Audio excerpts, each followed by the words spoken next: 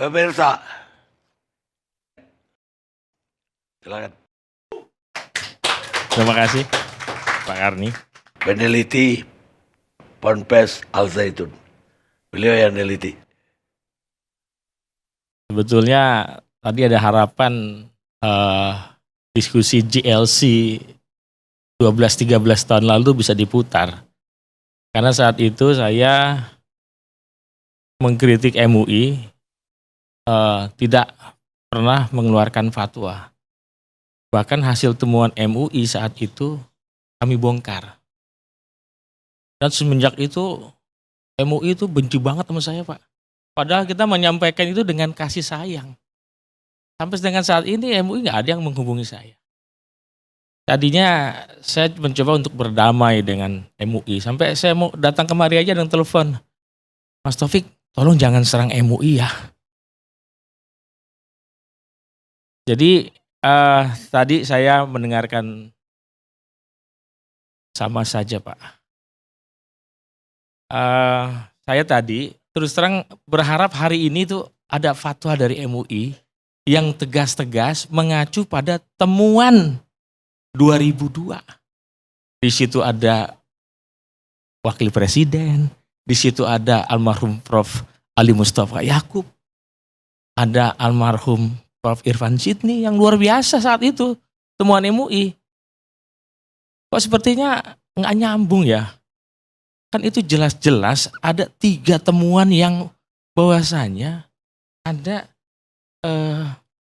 hubungan, 3 hubungan historis ya antara NII KW9 dengan Mahat Al-Zaitun. Yang kedua hubungan finansial, bahwasanya hasil FAI yang dilakukan oleh teritorial itu untuk disetorkan untuk pembangunan Mahat Al-Zaitun. Mulai dari tahun 85 mereka itu udah ngumpulin itu. Dan cara pengumpulannya jelas-jelas ya tindak pidana, Pak. Tindak pidana itu karena FAI itu kan menganggap harta di luar kelompok mereka halal. Betul ya Mbak ya?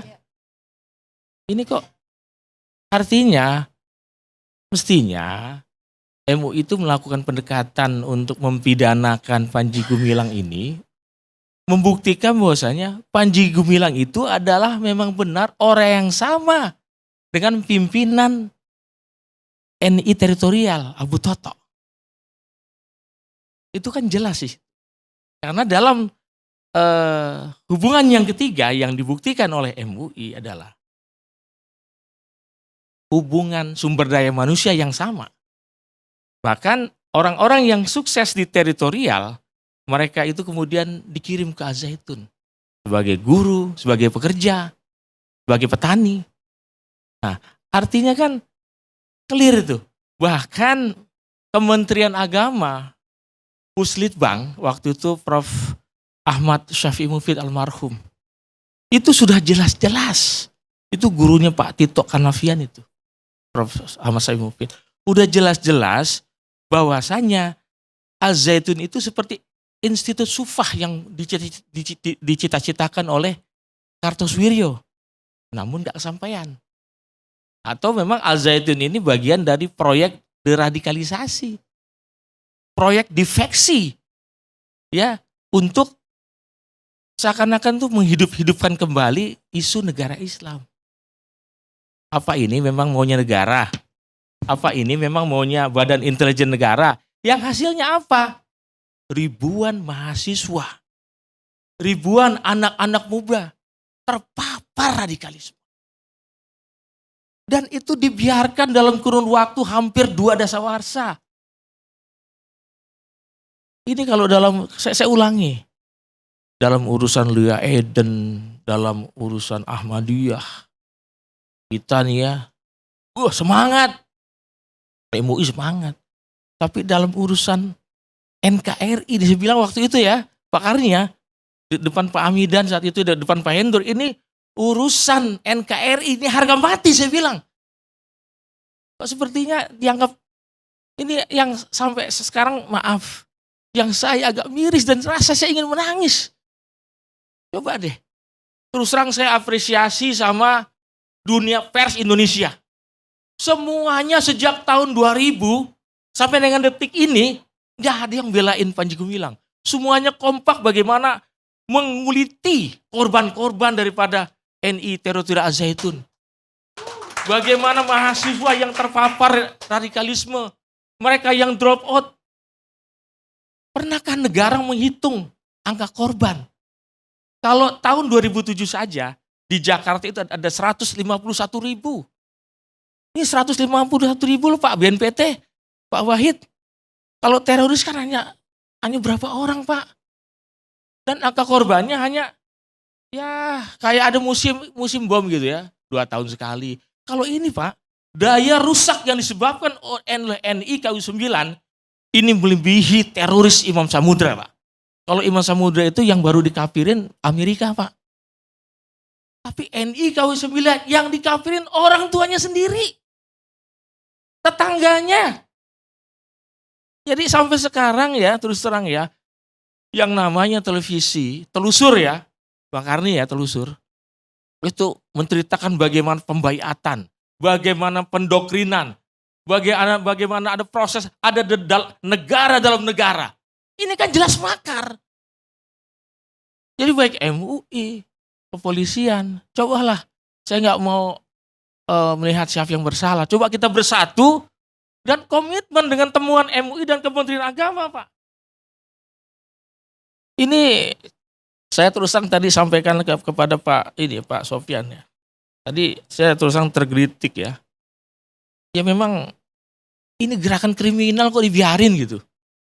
Ya memang nanti dulu kalau saya diskusi sama Pak Amrin Yakub ya, ini kriminal ini urusan polisi, bukan urusan MUI. Selalu lempar tangan Pak. Saya ngomong dengan cinta loh nih Pak. Bukan karena saya benci sama MUI, bukan. Harusnya kan, oh ini kenapa kok mereka jadi kriminal? Karena mereka punya doktrin FAI, harta orang di luar komplek mereka itu halal. Karena mereka sudah dianggap kafir, takfiri. Pernah kita diskusi sama Pak Hasan Mbai, sama Pak Tito saat itu. Memang saat 2009 tuh, ya, memang secara politik tuh saya nggak ngerti. Apa yang membuatkan kepolisian, BNPT itu menjadi, iya Satgas anti teror ini kan Pak Hasan Mbai, cikal bakalnya. Itu seperti negara ini seperti kalah dengan Al-Zaitun gitu. Ini kan, ya mohon maaf saja ya, Jakarta Selatan aja 43.000 orang Pak. Dan mereka dalam seminggu harus dapat 2 orang. Berarti perputaran roda pembusukannya itu, penghancurannya itu luar biasa. Ini, mohon maaf Pak, kalau agak terlalu panjang. Di sini tadi, Sorry, Anda nih. jadi gini, mohon maaf. Jadi dalam penelitian MUI dan Kementerian Agama, gerakan ini itu memiliki 2 sayap. Sayap NI-nya disebut sayap teritorial. Dia adanya di Jakarta, di Bandung, ya, di Tangerang, di Depok. Itu sayap teritorial. Nah, kemudian dia punya sayap fungsional, covernya yang namanya Mahat Al-Zaitun. Karena ketika terjadi eksploitasi kepada umat, kepada jamaah, kan harus ada mimpi yang dibangun. Mimpinya apa? Mimpinya IKN Pak, Ummul Qura, ibu kota negara. Yang dibangun di mana? Di Al-Zaitun. Kan orang perlu mimpi Pak. Nah, dan terus terang ini memang luar biasa nih yang menciptakan NI KU9 nih. Saya nggak percaya ini NI Kartosuwiryo nih. Yang mungkin kalau ini dibilang Ali Murtopo ya kayaknya melebihi dari Ali Murtopo nih. Ini ada gerakan yang ya mungkin Bang Rocky nih yang bisa bahas nih. Kenapa kok negara yang teriak-teriak saya Pancasila, saya NKRI puluhan tahun, banyak mahasiswa, banyak anak-anak muda terpapar radikalisme kok diam aja. Ya. Betul, cawe-cawe.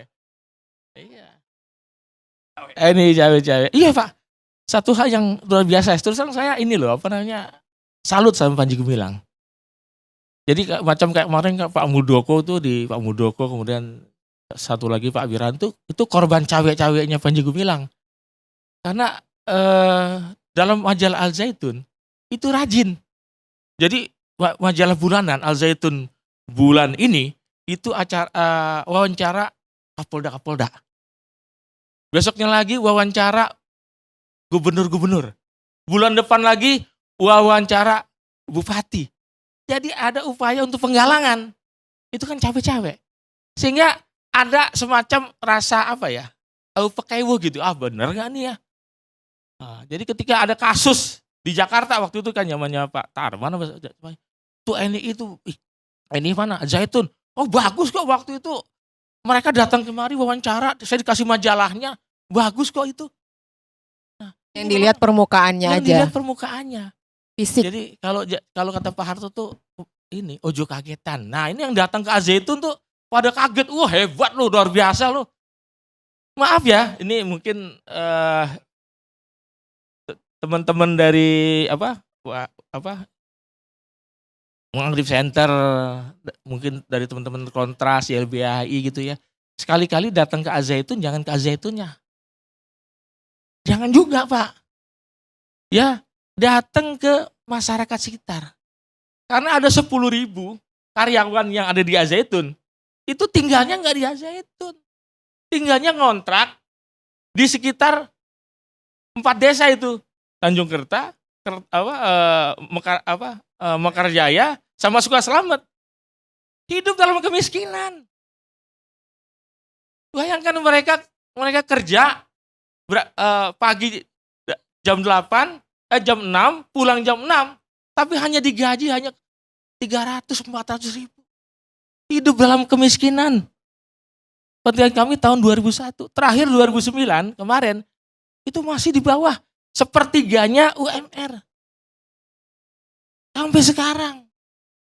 Ini makanya itu besok saya bilang sama teman-teman kemarin, kalau demo ke Al-Zaitun sebaiknya bawa sembako, bawa susu, bawa yang bergizi kita bagikan kepada saudara-saudara kita yang di sana. Jangan kita musuhi mereka, kita selamatkan. Iya. Jadi kalau sekarang ya maaf ya, saya terus terang kalau MUI sekarang tahu-tahu muncul sesat. Tapi data baru 1 bulan yang lalu cepat banget ya. Ya, mengatakan sesat, tapi penelitian baru 2 bulan. Sedangkan penelitian yang 2002, yang sekarang 21 tahun, nggak disentuh. Ini kan nggak masuk akal ini. Bagaimana cara berpikirnya, padahal kan MUI terikat dengan yang namanya, ini saya bawa nih, yang namanya Pedoman Identifikasi Aliran Sesat Majelis Ulama Indonesia. Ini terikat MUI dengan hasil ini. Ini diabaikan gitu. Diperpendek. Iya, oke. Nah ini terakhir. Tadi dikatakan bahwasanya di Al-Zaitun itu santrinya itu dibolehkan zina asal bayar 2 juta atau 7 juta. Saya pikir itu hoax. Dan itu yang ngomong itu harusnya ditangkap. Karena itu membuat kegaduhan.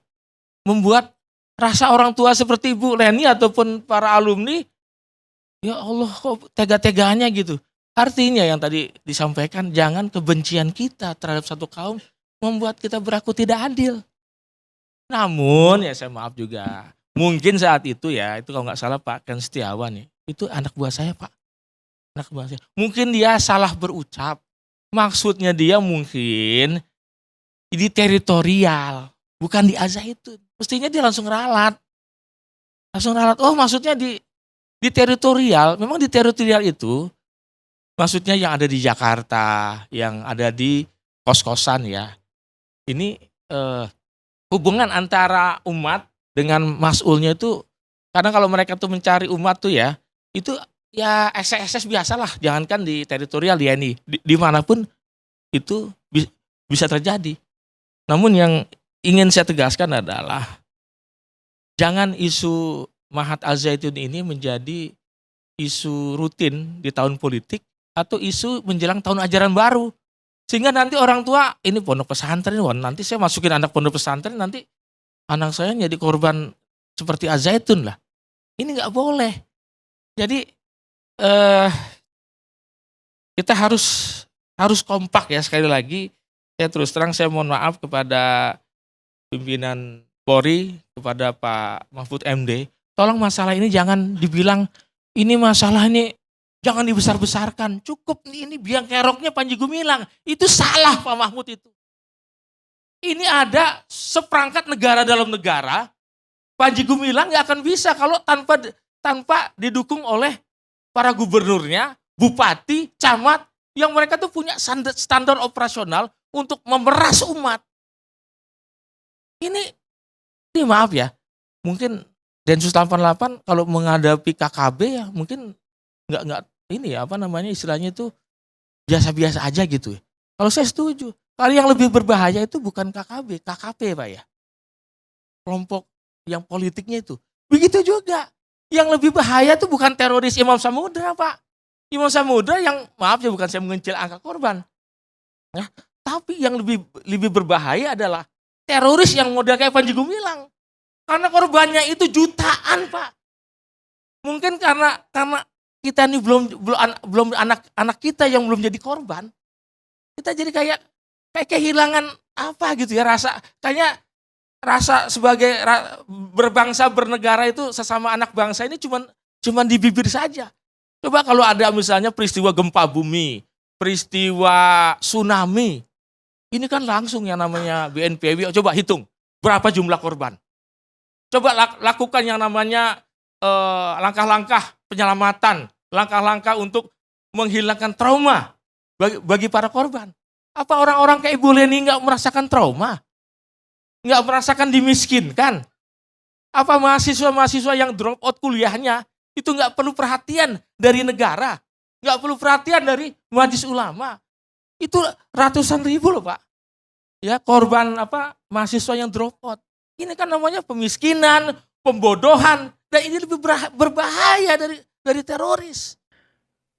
Baik, Terima kasih Bang Karni. Ada resistensi terhadap itu. Saya kira gitu dulu. Mohon interupsi Pak Bang Karni.